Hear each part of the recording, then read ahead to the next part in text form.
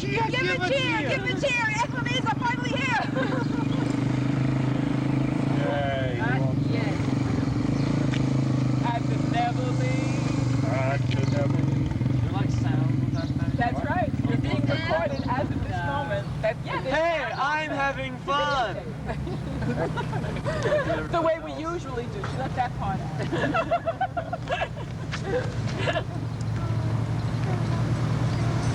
Al, did you get into this film yet? Uh-huh. Did Al get into this film? Well, they probably checked in there. I don't think you should take a selfie. Listen, well, how will Gert and Maya know what to do? They're not looking for us. If they're not looking, you don't see. Believe me. You think they should say they want to be? Oh, no, that's not what we're going to do. No, we're going to go into the front, see if his car has been moved. It probably is. See, if he unloaded it, then we don't have to worry about being seen. Are they here? Are you just nervous about going anywhere near that main building and ruining it? You know what I'm worried about? I'm worried that Gert and Maya, if we did it already, that they're not going to come to the side. And they're going to go right. We assumed you wouldn't be here.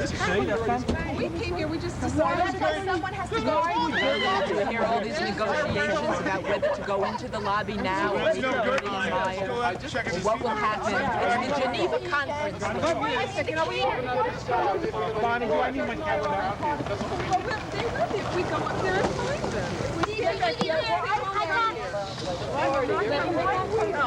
Yes, let's wait for you here. So come back. Well, we're doing more waiting. Okay, we will, but Can you not let us down? I'll tell you something. I think you're the new thing. Without just do it. They could be here in 5 minutes. Okay.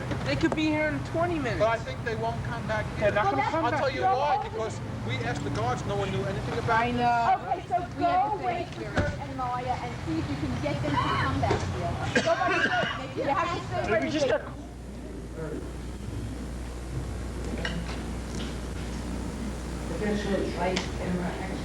ready. Welcome to 50 years.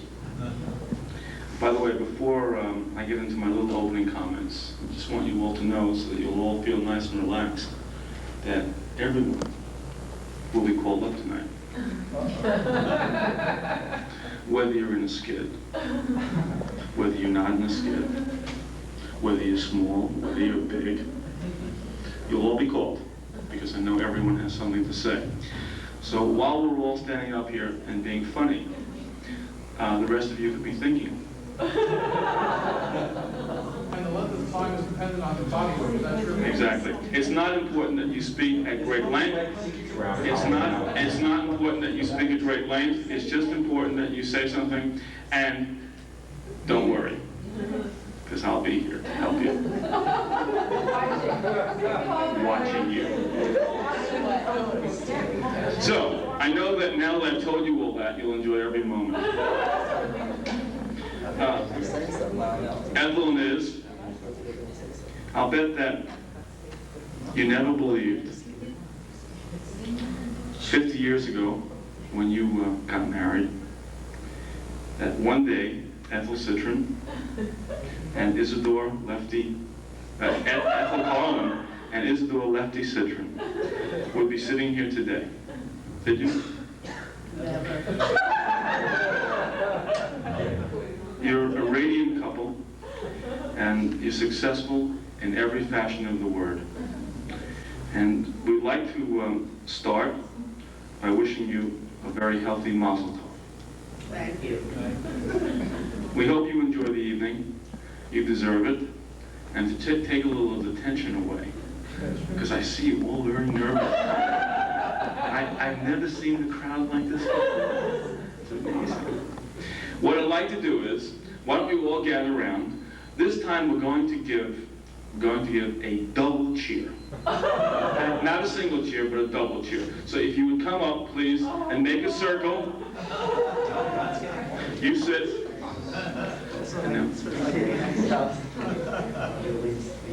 Is it only for the children? No, it's for everyone, please. Please, come up. Yes, everyone is allowed. Please come up. Al, you'll have to say something too. Don't think you're going to Okay, get it. come up.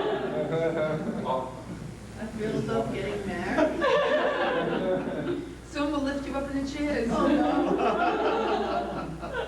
Don't worry, Gordon has beard back. He's good. Okay, ready? Give a cheer, give a cheer. It's so nice to be here at the family, at the Nevele. Give a cheer, give a cheer. It's so nice to be here at the family, at the Nevele. Okay, sit down. Come on, quickly, quickly. Relax now. That's it. I did it. Yes, I knew I'm it. fully relaxed. I knew that would help you all. Okay, our first speaker, known to you for many years, both during marriage and as we just heard before marriage. We got this story today. Look how relaxed I am. Okay, Meyer, you're up. All right. First, before I go into any speeches of any kind, I have to thank, again, Bonnie, Ellie, Warren, Sarah, and their spouses. You people, you really have done a wonderful job, but you've given the problem to Martin and Mary and their spouses. How they're going to come close to this, I don't know, but they better.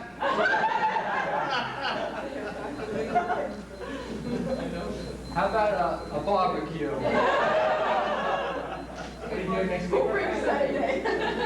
All right. Now, truthfully, this is something that I am saying strictly on my own. Gertie does not know of this. And knowing Gertie, I'm sure she won't approve. Oh gosh, I'm nervous enough.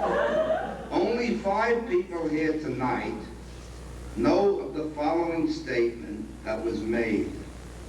Don't worry, when you get old, I will take care of you. Well, there's only 5 of us that know it, so I don't expect the rest of you to know it. That person is Sarah. Yes. To Izzy, Ethel, Gert, and myself. Now I hear that Ethel and Izzy and Gert have let Sarah off the hook. Is that true, Sarah? They really let you off the hook. So many words. Well, I heard that they did, but I didn't.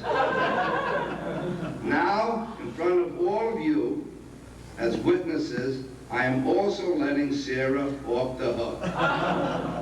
But I want Paula, Phyllis, and Marilyn Martin to take notice of how Bubby is treated. We don't expect more, but again, I say, look at Bubby. Now, Gert, will you come up, please?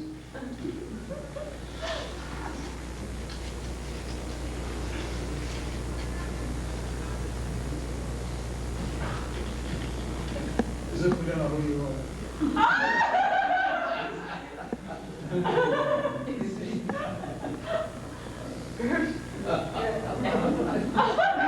Now, before Gert and I put on our performance, I must recite to you the Eisenman family song.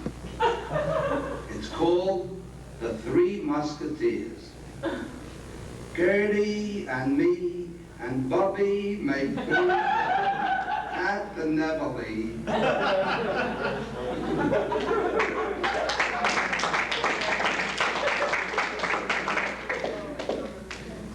There's a regular high school.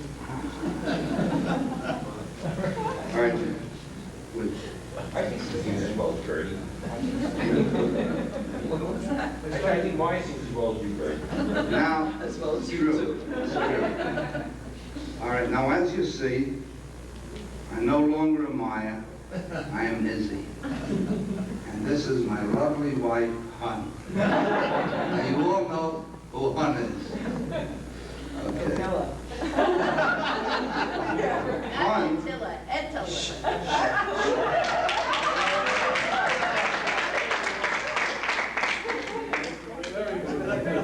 I didn't hear that, Ethel. What was that?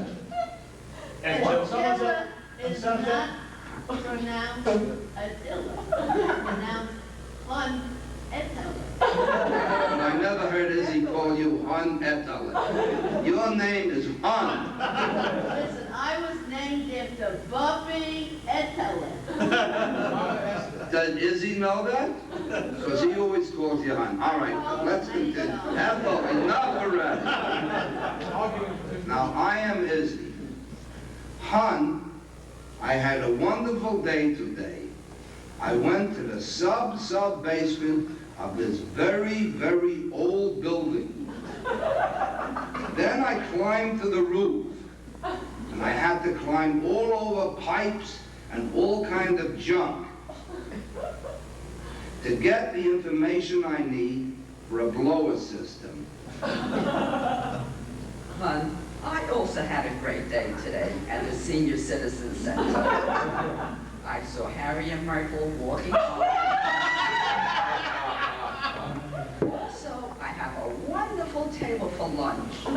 They all cooperate with me. I am the table monitor. Hun, did you tell your boss that you will be taking time off the months of January and March next year so that we can go to Florida? Hun, I will. Don't hun me. Why? Isadora. Listen to me.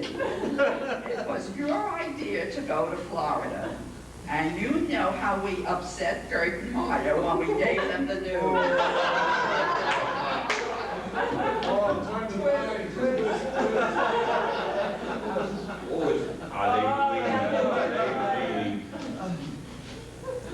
Now we go upstairs.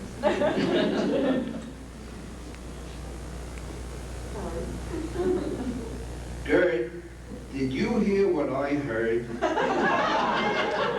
They want to shorten and split up our Florida vacation. Boy, what nerve. Yes, Maya, I heard. I do not think it was very nice of them. In fact, I know it wasn't nice of them. Come on, Gert. Be reasonable. Be fair. Sweet Izzy and sweet And if Izzy can take the time off from work, I feel we should be very, very happy for them. I guess you're right. As usually, you usually are. Ethel can continue her senior citizen activities at the clubhouse in Florida. But what would she do for lunch? They do not serve food at those meetings. The next day. Maya, did you hear the news? Ethel says that Izzy will only be able to take off the month of January. Gee, Gert, I'm very disappointed. I was looking forward to spending more time with Bubby this week. The end.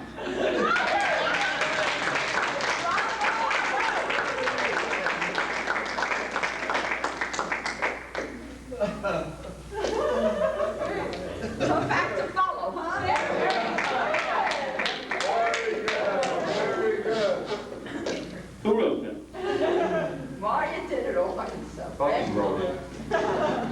I was touched at the sweet parts, Moira. Well, you know now who really the sweet one is. Yeah. But convinced Bub. She also knows. Okay, well, we're going to follow that with Ethel and Izzy's favorite oldest daughter, Bonnie.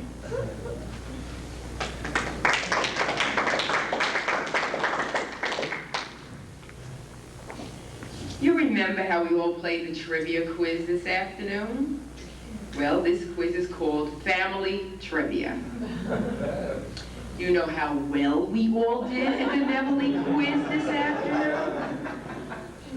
I've made this a little easier. This will be a multiple choice trivia quiz. Now, since we're here to celebrate 50 years of marriage, let's examine some of the problems common to every marriage and see how well Ethel and Izzy have done. 4 of the most common problems in marriage involve money, in-laws, problems bringing up children, and sex. On the subject of money, there's usually some member of the family who's more concerned about saving rather than spending money. The question is, who watches Ethel and Izzy's money best? You have to pick from A, B, or C. A, their brother-in-law, who can't see his own 2 feet, but climb on the roof in order to save money on a roofer. B, their brother-in-law, who got their lousy phone system that doesn't work installed by their nephew, who works for Bell Labs. Or C, Bob, who watches their money, their house, their phone calls, etc. On the subject of sex. Well, where's the answer? You pick. On the subject of sex, Dad's answer to the Nevele trivia game is a classic. When asked, what was the name of the record album featuring a picture of John Lennon and Yoko Ono in the nude, Dad said, the name of the album is Double Yuck.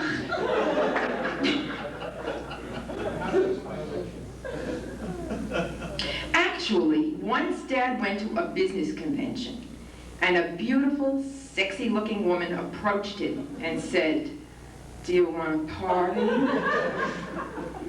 Dad's answer was, A, I haven't received any written invitation to a party. B, is this party formal dress or informal? C, young lady, before you go to any party, I think you ought to button up your dress. Another thing that can split marriages apart is when a husband tries to teach a wife to drive, for example.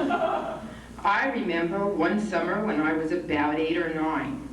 We were in the country, and Dad decided it was a good opportunity to teach Mom to drive. This is a true test of any marriage. After several jerks and starts, Mom managed to hit a tree.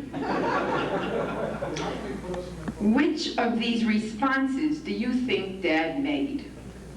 A, you stupid jerk, I told you to hit the brake, not the gas. B, you never listen to me. If I say left, you go right. C, hun, I thought, please correct me if I'm wrong, that I asked you to stop near the tree.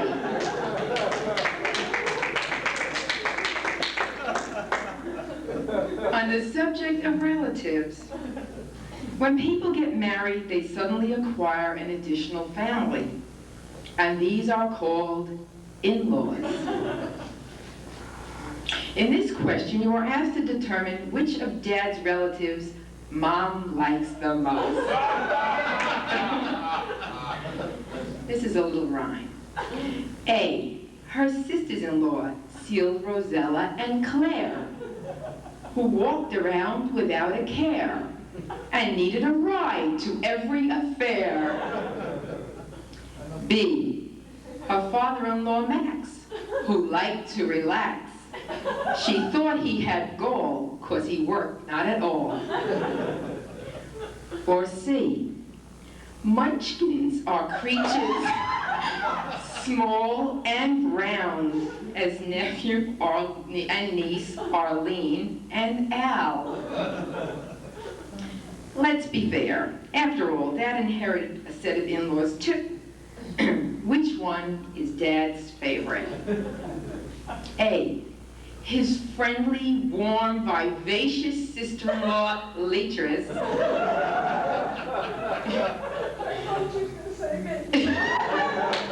You'll come next, Kurt. B, his other sister-in-law, dark-haired, beautiful, warm-hearted, kind, who goes away to Florida every winter and leaves him with C, his favorite mother-in-law, Bob, a paragon of virtue, who always minds her own business, who never offers her opinion unless it's asked for, and who always provides bananas and ice cream to one and all.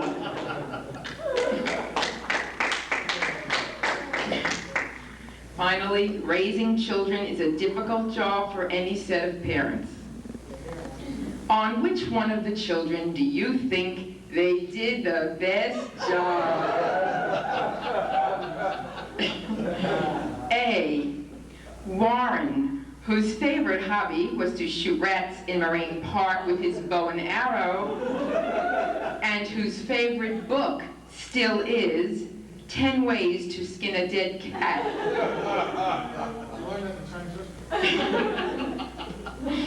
B, Ellie, who uses her oven as a terrarium,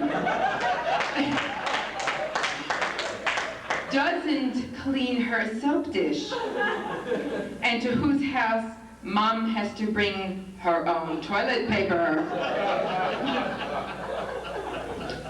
C, Sarah, whose favorite phrase is, "Ma, do I have a temperature? Feel my head, Ma. Am I all right, Ma?" I don't know what that means, but it must mean something. D, and then there's Bonnie. Not exactly a calm, placid child.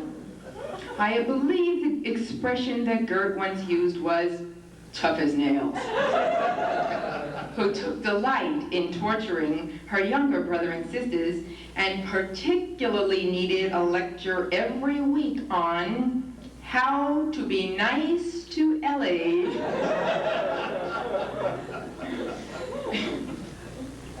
Actually, I think Mom and Dad did a pretty good job. Next week, Gordon and I will be married 25 years.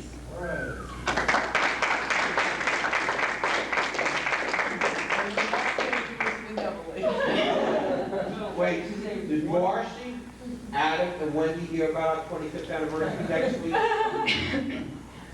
I always knew that the kind of marriage I wanted was the kind that my mother and father had, based on love and mutual respect, with the kind of strength and resilience that can meet problems head-on, whether those problems are financial or loss of a job or relatives that need your help. The kind of marriage that can also take joy in life and celebrate the special moments that give life meaning. I want to say that we love you both, and we bless you for what you are to each other and for what you are to us.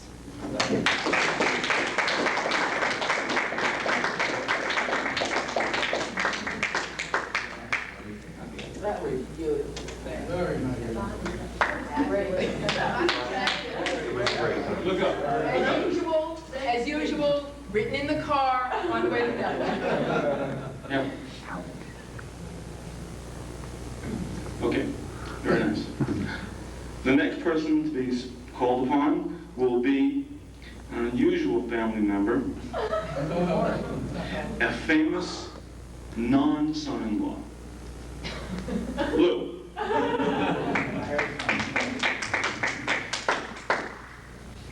Well, Bonnie said something that inspired me to start it off like this. When you, one of the things you have to deal with children is in-laws. And I think most people would expect that when you get married, you get a set of in-laws. But when you get divorced, you're through with them. Well, I'm very pleased to say that I'm not through with you, and you're not through with me. And life goes on.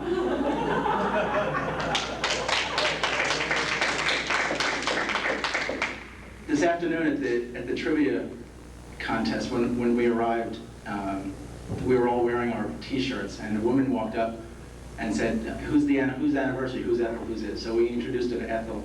And Al and I were standing next to Ethel. And after we introduced her, she said to me and Al, and who are you, the grandchildren? So I said, no, you don't want to know. And it just, I marvel every time I think about what my situation here is. And after Sarah and I split up, I never really expected to lose this family. And I'm very pleased that it worked out the way it did. But as things progressed and my life progressed and events happened, the test of what I was to everybody and vice versa really came to pass, and I'm really honored that I am who I am to who I am too. It's a real testament to everybody here to be able to understand what the hell is going on. And I'm really proud to be part of this family still. And I'm also proud that Al has been adopted and has chosen to adopt everybody. And I can only imagine how he feels being with my ex-wife's family. I think his mother and father are still scratching their heads over this.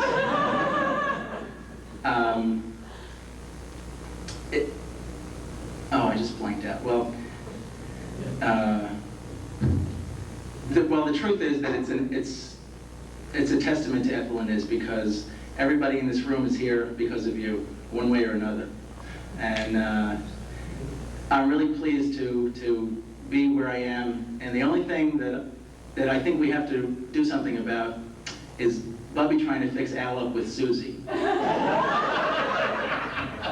Ethel and Liz, Al and I both love you very much. You've been there every minute, and it's a wonderful feeling. And as I said on Izzy's birthday, acceptance is one of the finest things in life, and I've never not felt accepted for the last 15 years.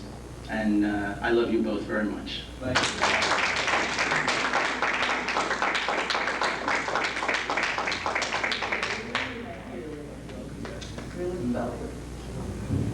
Very nice. Al, I didn't know you were adopted. And next, we have famous newest daughter-in-law, who will soon become an official Jewish daughter-in-law. So, Peggy, come on.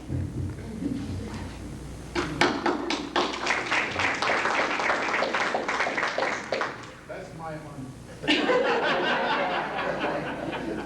You got good taste. Thank you. When you were officially celebrating the 50th anniversary, Warren and I were celebrating the anniversary too, 1 month. And if, as others have said, success is measured by the love and respect of those who have parented and grandparented, I just hope that Warren and I can have long anniversaries to look forward to, and we both love you very much. Thank you.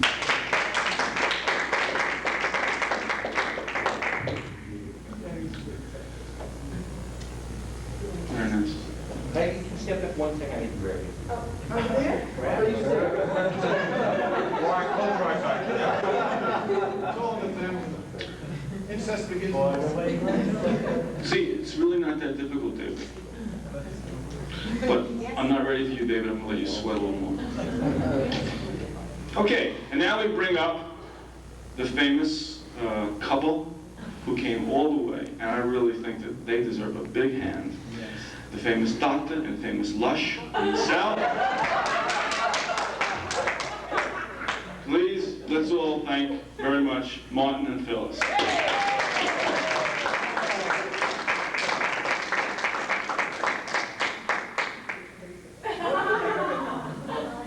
Lou? Let's Lee and Eric to sit right up here. Okay, this is going to be a combo pack. Okay, Martin, got any doctor? My arm is... Oh, all right, I'll take over for a while. I'm trying to get your attention. This is supposed to be good. So, I didn't... Is it on? The Florida Eisenmans have a 4-act skit to put on. It will not be extensive. Each act, I'm sure you will be short, but it'll be 4 acts. In the first act setting is the Passover Seder. Would you mind saying a few words of the Passover Seder?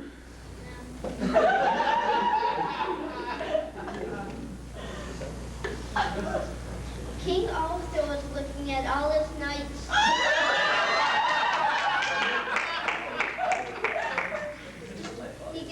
When you looked in their armor, you could see they were really spick and span. They were horses, they were all combed, sitting up straight, and just had gotten out of the bath. And he came up to this one knight. His armor was all rusted. He couldn't even stand straight. Kiss, Izzy, kiss!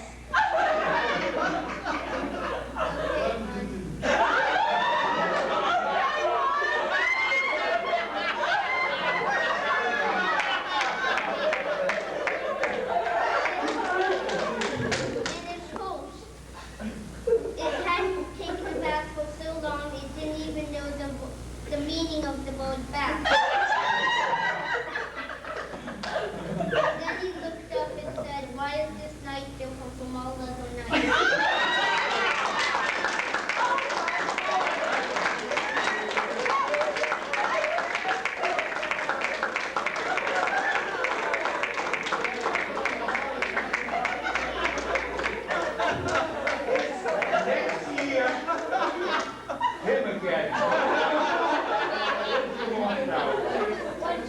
I never told the story that well. Martin, he said about next year, and say, you can say A tradition continues. Another generation has picked up the joke. The second act occurs at 1707 East 33rd Street at the ground floor level of the Citron home. Is the light bulb went out? Would you fix it for me, please? Certainly, hon. But first, I'm going to create a book on Thomas Alva Edison's entire life. The inventor of the light bulb. And then, I'm going to draw a detailed map from this point right here to that light bulb socket, so I'm not stuck in this deep terrain when I'm going to fix the light bulb.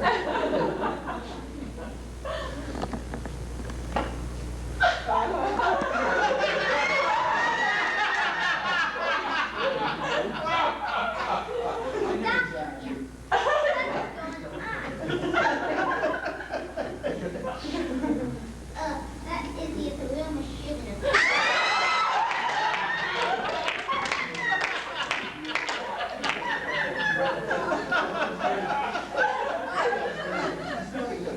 I'll fix the light bulb myself.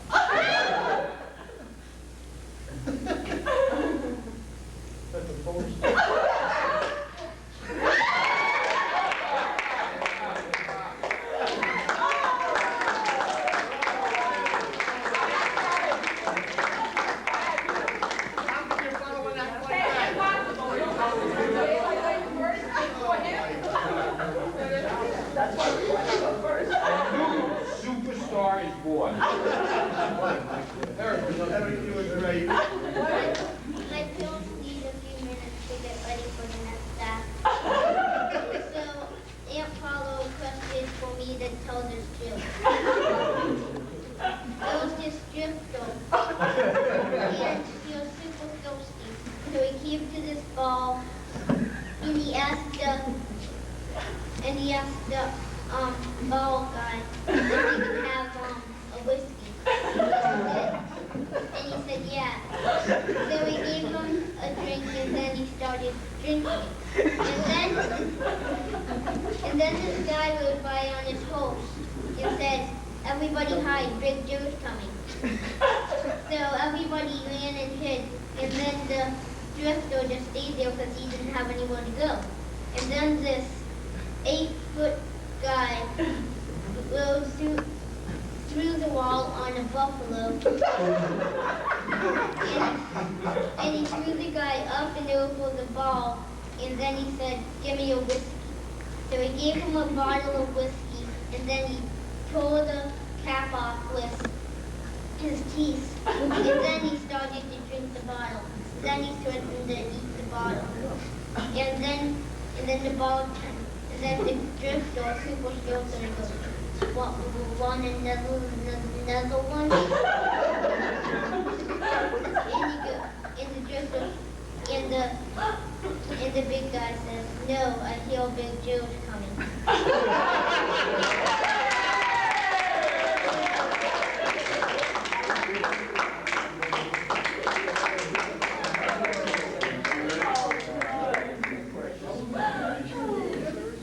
We now have for you a visitor, a seer, a purveyor of knowledge, coming all the way from Florida to foretell things. May I present Marmac.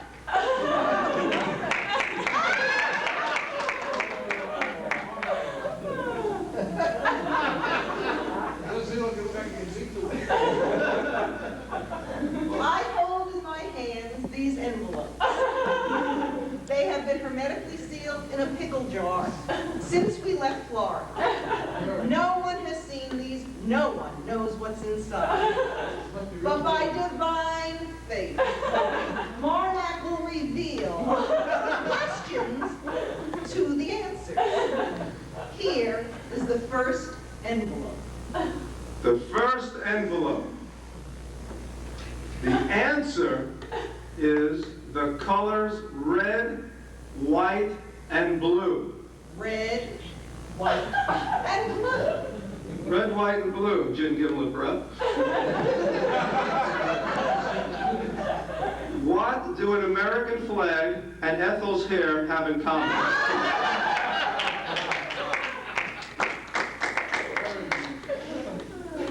The second envelope. The second envelope.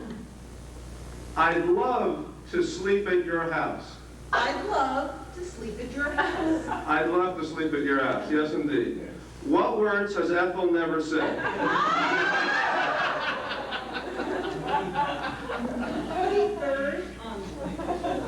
The third envelope.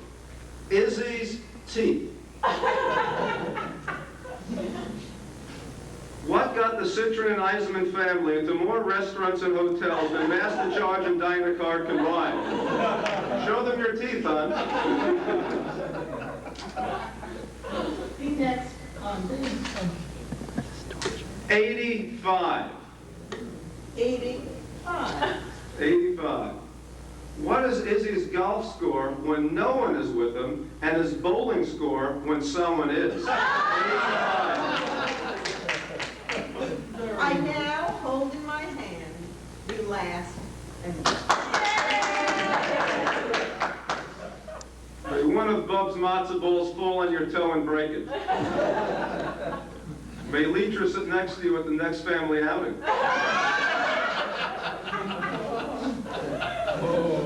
The next envelope is the Citron family car. The Citron family car. The Citron family car. What was the home of Ethel's famous potty, the first motorized porta-john?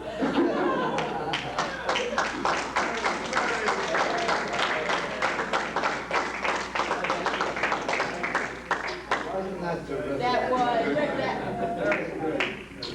was fabulous. The three-part play is over.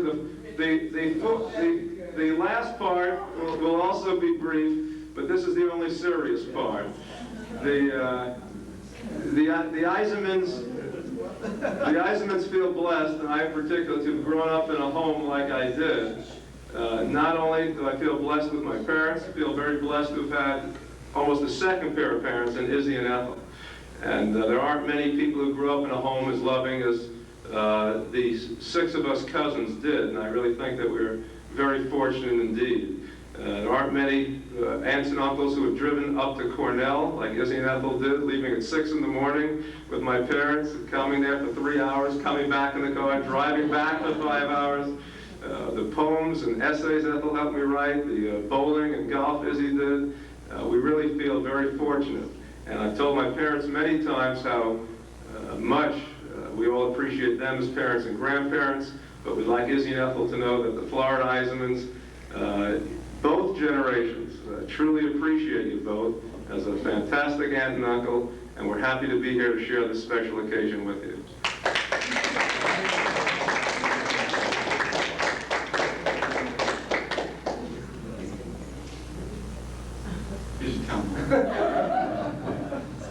Wasn't that great?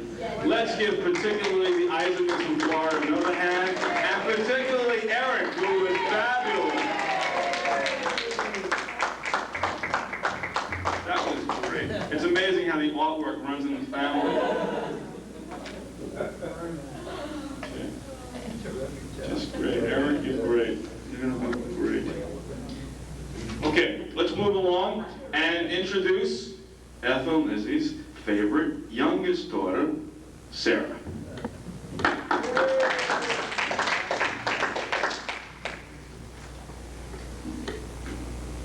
Mom and Dad, I really tried to think of something entertaining, funny to say, but I am so emotional about this event that mostly what I have to say is pure sentiment. But I hope I can make it through even this speech. I'm really thrilled to be here celebrating this night with you. And I think it's an incredible happening that we've all made it here.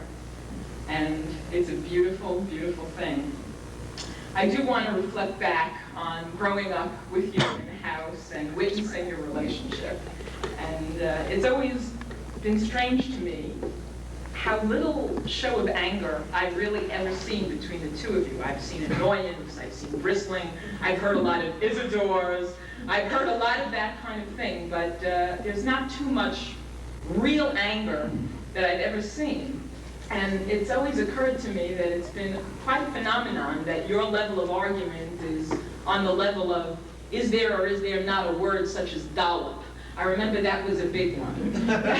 And it's always struck me as strange that there wasn't a single time, Dad, that you didn't say, God damn it, I'm not stopping to get you to the bathroom one more time. Or that you didn't say, I wish your mother would go fry some canadla, or something like that. But these things really never occurred, they never will. What I observe between you is love and delight and support. And it's always been hun and hun. I was 20 before I found out my parents had names.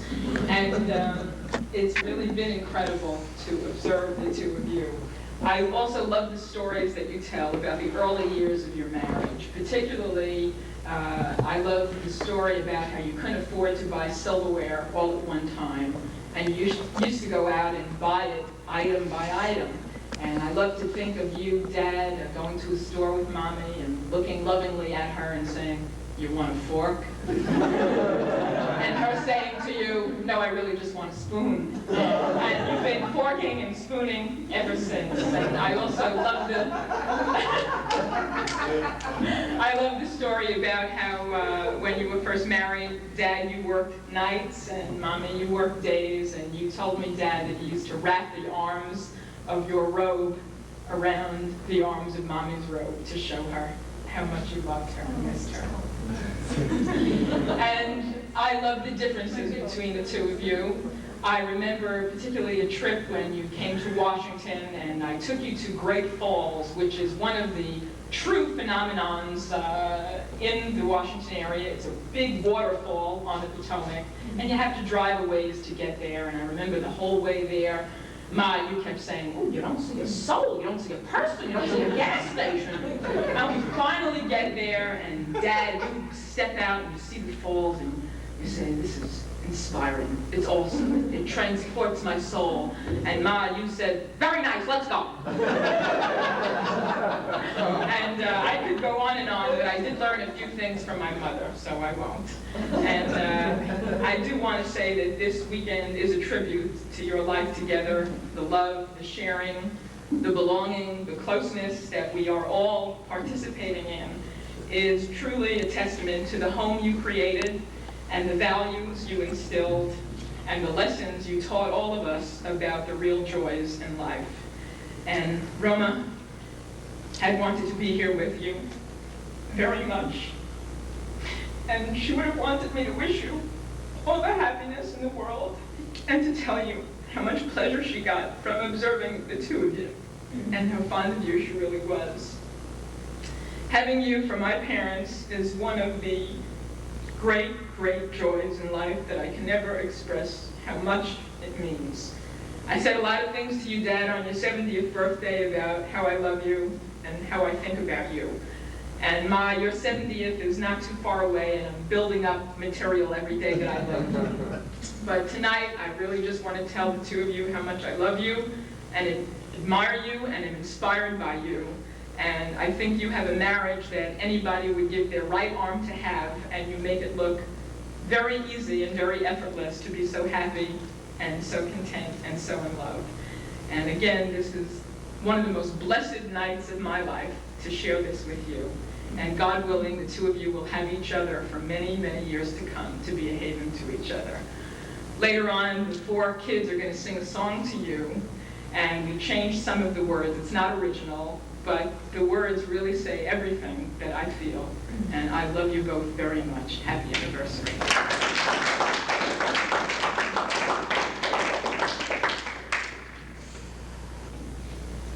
That was beautiful, Sarah. David, you getting ready? Did you tell me I learned so much from the four kids sing later? I'm not going. David, are you ready? Okay. Well, we're not going to call on you yet, so we'll let you swear that on the Okay. We're going to call on the famous Middletown Eisenmans to partake of their thing. I think you have to use the screen that we've put up so diligently in the back, so we can wait. Eric, if you have another joke that you want to tell us. Do you have another joke? Huh? Okay, come on up. Come on. Eric, is it a clean joke? Because you know, Uncle is a little that way. You want to tell us one? Hey, I remember my bar mitzvah. Huh? I remember my bar mitzvah. Yeah. Okay, I tell you what, while the Eisenmans are getting ready, why don't we call on David to come on up and to say something to his grandparents? Come on. Now this is my son David, the famous scholar from Lawrenceville, who is going to be speaking extemporaneously because he didn't know he had to say anything, but he had enough time. So. Let's welcome him.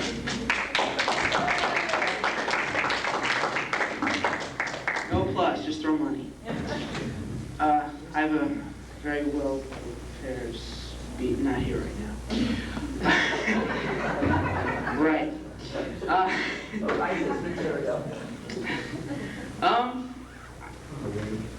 have nothing to say that hasn't already been said.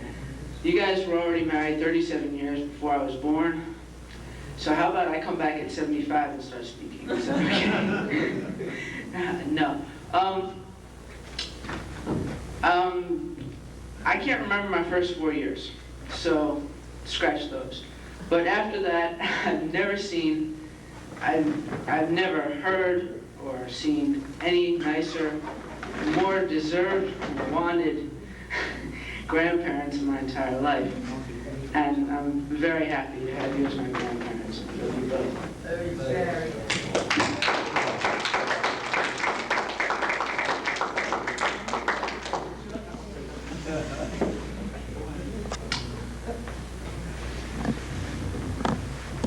Won't come unprepared next time, huh? Okay, very good. Before we get to Meryl and Paula, Adam, would you like to come up and say a couple of words? Would you like to say it from your seat then? Okay. Well, Adam Adam told me what he wanted to say. He had a long speech, actually. And what he told me, because he really didn't want to come up and speak, but what he said to me was very sentimental. Both Izzy and Ethel. He, sorry to wait. No, this is from Adam. Adam told me how much he loved you and how much you've been an inspiration to him over the years. And it's very unusual, as you know, for a teenager and in his late teens to want to be in his grandparents' house. And Adam told me that he enjoys being in your house as much as he enjoys being anywhere. Correct? Now you must know the poem that Anne wrote to us on our 50th anniversary. Do you remember that, Adam? No, but I already passed it around the entire How many copyright on it? Okay.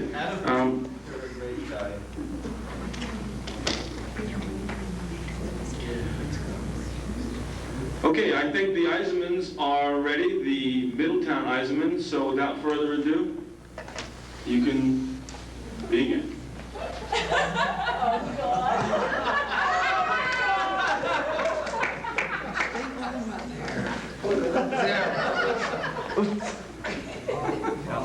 Cut out that part of the film. I'm so excited. Izzy gets me so excited. I'm a woman. W-O-M-A-N. I'll say it again. He's my man. I love him so. Oh, what's that?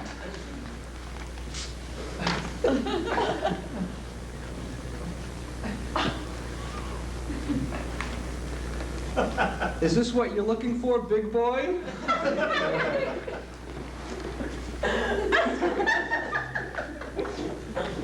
Ethel, I just heard a new joke. Golfers don't die, they just lose their... Where's Vaughn? He didn't come home last night. Ma, Warren moved out 10 years ago. What? 10 years ago!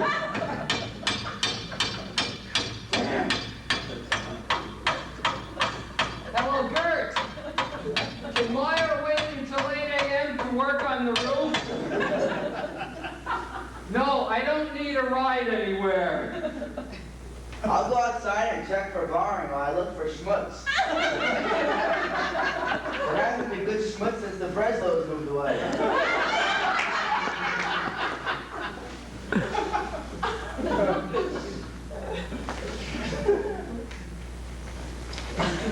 Aha! What's this? It says IBC.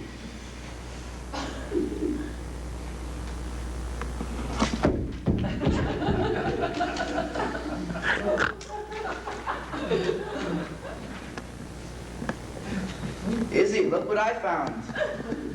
Hun, look what happened to my favorite monogram golf ball.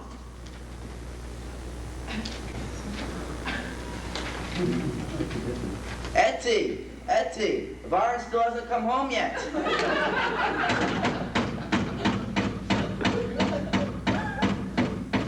Hello, Department of Welfare. This is Ethel Citrin. Can I please have my old job back? That's it, folks.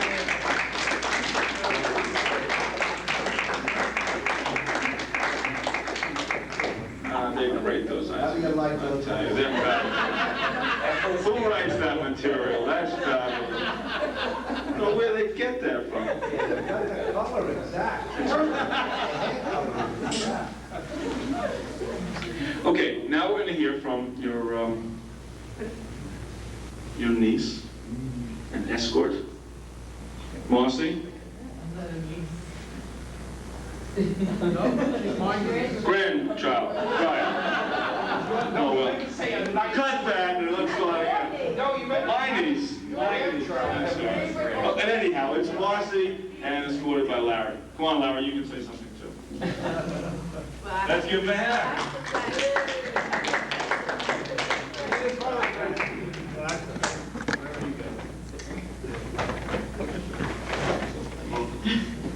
I I just wanted to say what my grandparents have meant to me.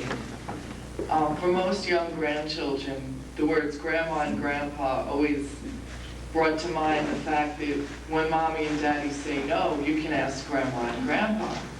But I've never had to ask my grandma and grandpa for anything. They were always there. They were always generous, loving, and giving for me and for the rest of the family. But of course, I don't mean only generous with material things. They were always giving with their time, with love, warmth, and support. And my childhood memories of trips to visit Grandma and Grandpa were among my fondest memories. I loved going for the 10-course dinners and the Cool Whip. And I loved, but most of all, for the opportunity to be with the whole family. I would rather spend a weekend at Grandma and Grandpa's house than at the most luxurious and exotic vacation spot. That's why we said that. Every visit there was an adventure, whether we went to the zoo, the aquarium, Buddy's, the circus. It was always something exciting. And how could I ever forget waking up to the smell of pancakes on Sunday mornings? And as I grew older, I eventually stopped going for those weekend visits. And I stopped going with Grandpa to the zoo and the aquarium and Buddies in the circus, but the feelings never stopped. In fact, they've grown stronger over the years. Long after I stopped believing in many childhood fantasies, I still to this day believe that Grandpa ate every mishmash I ever created. And that's something that not even my own parents would do, but somebody as special as a grandparent would. From my grandparents, I always get an overwhelming feeling of love and caring. And I still look forward to those visits to Grandma and Grandpa's house and to the family gatherings there.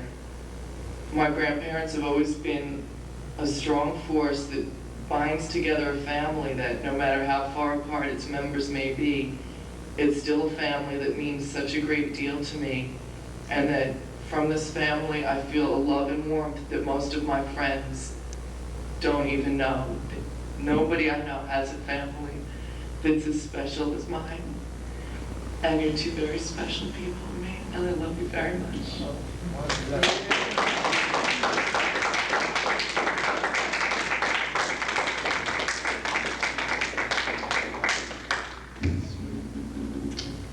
Stay here.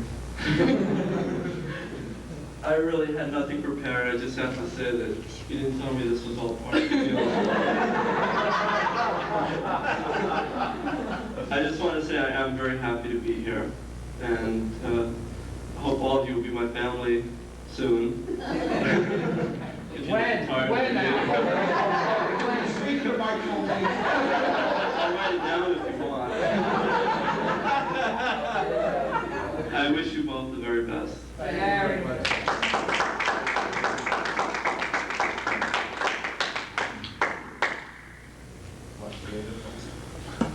Ellie?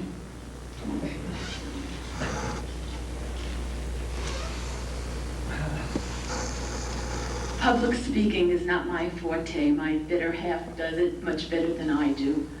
But I just want to say that I feel so happy and lucky to be a part of this weekend.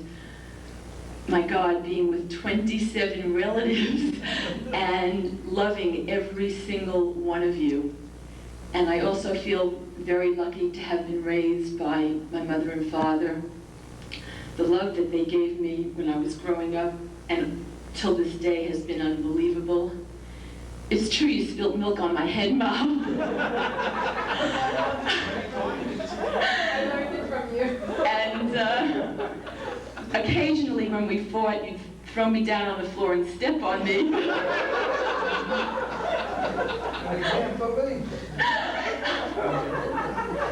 But for the most part, no, I'm only kidding. I really have been blessed, and maybe during the growing up times I didn't have all the material things that I might have liked and the superficial things, but I had all of the important stuff.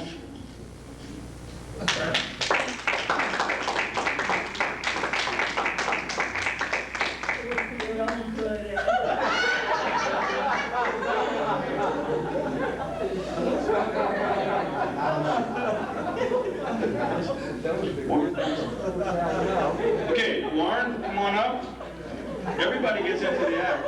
But once, do you see the head of hair on Eleanor? I think that happened just like this. Milk and pulling. You know, my mother used to say, if you give a good pull on the hair, you'll keep your hair forever. No one pulled my hair. Well, the marriage between my parents was always amazing to me. I mean, people married to each other for 50 years. I mean, in my generation, this is unheard of. Maybe, you know, after several marriages, it adds up to 50 years. Between them, you know, this one's married for 10 years, this one's married for 25 years, it added up maybe to 50. But their marriage was so good that I myself decided to try it twice. Now, you all remember my first wife, don't you? Remember about Tippy the Hippie? Well, you know, we all make mistakes. However, you know, one thing I want to say, that they didn't say anything, they looked, they gave faces, Bobby looked, she made faces, but they never gave me a hard time. They never advised me, Warren, what the hell are you doing? No, I don't mean that. They always accepted anybody I would bring home. And boy, did I bring people home. You all remember Owen, right? Arnie. But seriously, it took me a number of years to get over my first marriage, as you all know. But their inspiration really made me look for a different type of woman the second time. Someone that you could be very comfortable with. Someone very smart. And someone who's even-tempered and everything I wasn't really. And someone I could mainly respect tremendously. And so when I selected my second wife, I found someone who I can respect tremendously. And that was inspired by my father's and my mother's marriage. And I want to thank you because I was a little slow learning, but I finally learned something very, very valuable from observing you. I want to wish you the very, very best on your 50th anniversary, because I love you very much, and we all love you very much.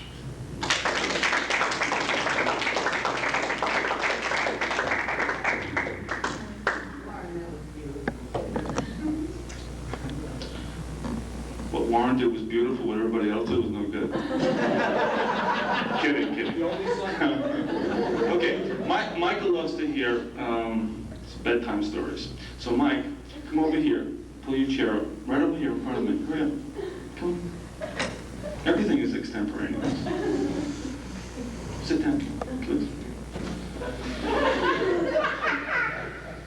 Mike, I'm going to tell you the story. This is called the Hun story. This is a famous story, Mike. It's called the Hun story. I've never told you this before, but please listen to it closely. There were once two Huns. Hun number 1 and Hun number 2. Hun number 1 was a little shorter.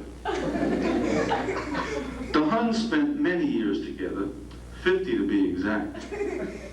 And wherever they went, people told them how wonderful they looked and couldn't believe they were together for 50 years. But for those who knew them, the secret was a simple one. When Hun number 1 said, "Let's go," they went.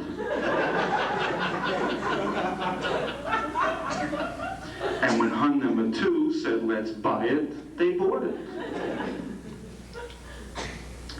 Michael, the first few years, the Huns lived a difficult but not complicated life, until along came Hun daughter number 1. She was a tough one. She broke Hun number 1's buns. But the Huns survived, and a few years later, they had a son. He was a real son of a Hun. He played no favorites. He broke both their buns. But as much as daughter number 1 And number one son gave them, they wanted more. So along came number. The Best Extemporaneous Speech Award goes to David. David. I really got nothing to say.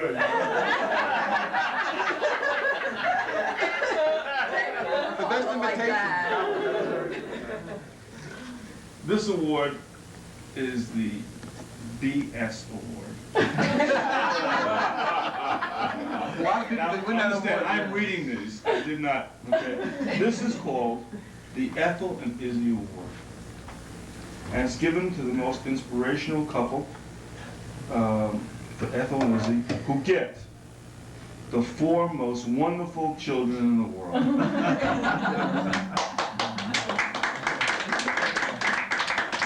That was written by Bonnie, Ellie, Sarah, and Laurie. By the way, I'd like to go back to one. Okay, here we go. The Best Fed Award. For these we have Merrill. Dad. Okay, the Best Fed Award, which was as of this morning. Is that a family It is award? before breakfast. And it goes to Gordon.